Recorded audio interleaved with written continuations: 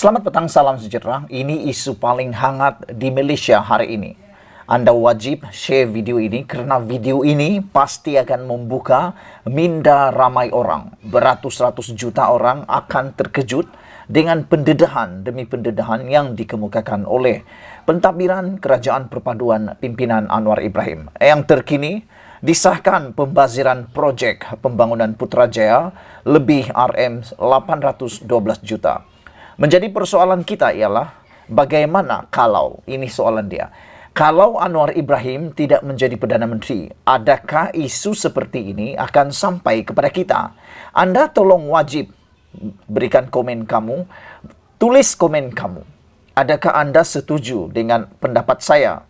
Kalau Anwar Ibrahim tidak menjadi Perdana Menteri, besar kemungkinan isu-isu pembaziran seperti ini mungkin kita tidak akan tahu. Hari ini diberitahu kepada kita dengan tuntas dan berani menulis pembaziran projek pembangunan Putrajaya lebih RM812 juta. Bayangkan saudara-saudara, pembaziran ini berlaku lebih begitu banyak, 812 juta pembaziran berlaku kerana projek pembangunan Putrajaya. Bayangkan saudara, ini menghampiri 1 bilion. Kalau ini mencapai 1.000 juta, ini bermaksud ada pembaziran 1 bilion. Persoalannya, di mana pergi, kemana pergi, siapa punya tanggung jawab, siapa yang sakau, siapa yang tidak bertanggung jawab, sehingga mewujudkan pembaziran luar biasa seperti ini. Dan siapa pentadbir pada waktu itu? Kita mohon supaya Anwar Ibrahim tetap kuat, tetap sehat untuk berani memberitahu kepada semua rakyat Malaysia pembaziran-pembaziran yang tidak sepatutnya berlaku seperti ini. Itu sebabnya saya katakan tadi, Anda share video ini supaya semua orang tahu inilah pembaziran-pembaziran yang kita tidak mahu berlaku dalam Malaysia.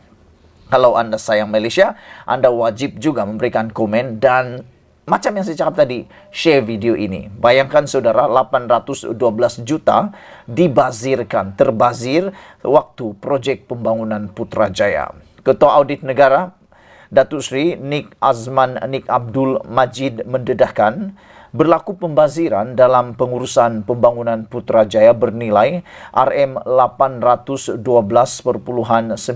juta setakat 31 Disember 2021. Menjadi persoalan siapa Perdana Menteri pada waktu itu, tahun 2021. Nah, itu yang paling penting kita nak tahu.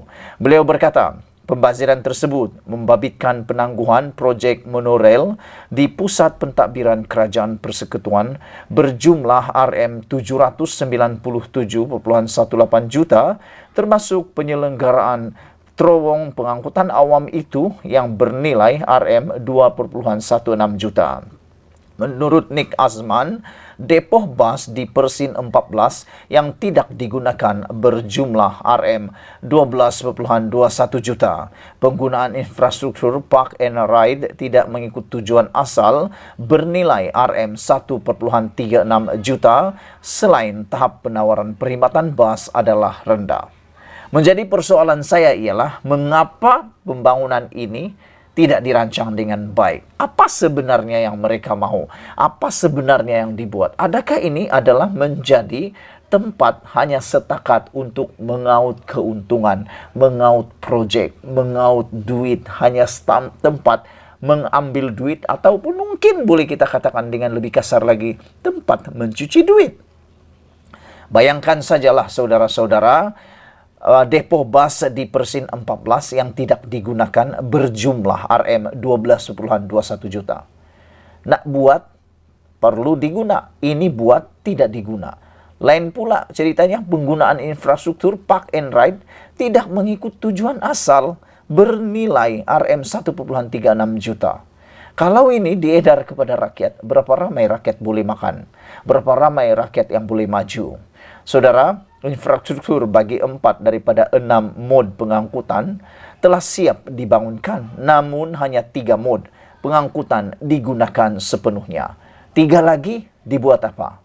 Inilah yang menjadi kita bengong, ini yang menjadikan kita begitu marah, kerana seakan-akan mereka membuat itu tanpa perancangan Dan iyalah, ramai netizen kata itu hanya tempat mungkin mencuci uang atau tempat menggali uang. Tapi untuk pembangunan sebenarnya tak perlu pun.